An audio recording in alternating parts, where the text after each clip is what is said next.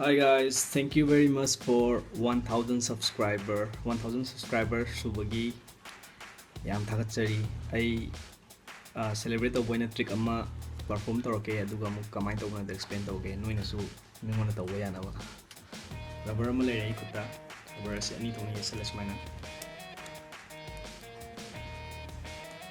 on the count of 3 cj rubber is on the song tani ba 1 2 3 somebody from that yam visual of the trick ni adu yam simple so ba nang sang do si rubber mo katang sang rubber ma la uro any rubber aduga rubber se maina pi aga di amutang na yani saw bani na smaina ani to ma ko aduga nang finger ni si mang smaina sangalan aduga next step nang pudu si curl to ani finger si curl to smaina finger mari mati mati front view to na smai urani nang view to na smai urani aduga 1 2 pull-up smain tin ko matam lagi songa ne ba bataw mina si smaina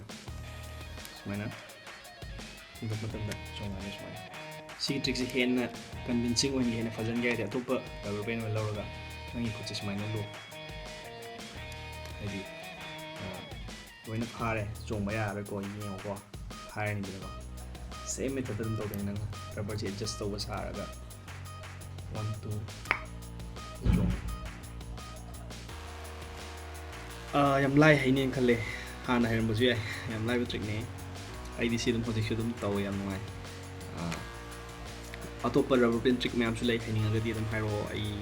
I đi comment ta हारो मोय मरमक ta hapa के तो है अनोबा video series replay की अनोबा series था दो रानी अदुगी shooting के किसा बहुत पता होगी नम से आई video सी phone द नम मिनिस्टी quality से यंग